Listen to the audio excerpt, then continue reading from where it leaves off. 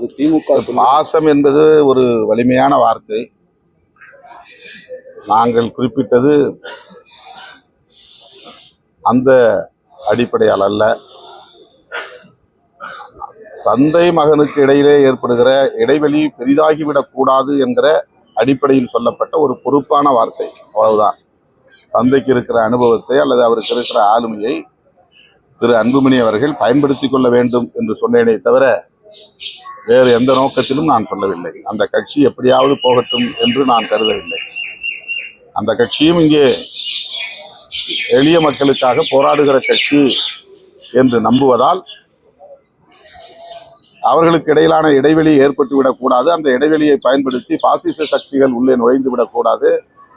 சனாதன பாசிஸ்டுகள் அதை தங்களுக்கு சாதகமாக பயன்படுத்திக் கொள்ள முயற்சிக்கிறார்கள். எச்சரிக்கையாக இருங்கள். யாரோ சொல்லுவதை கேட்பதை விட தந்தை சொல்லுவதை கேளுங்கள் என்று ஒரு பொறுப்பான வார்த்தையாகத்தான் அதை குறிப்பிட்டதை தவிர பிணைப்பான வார்த்தையாக சொல்லவில்லை.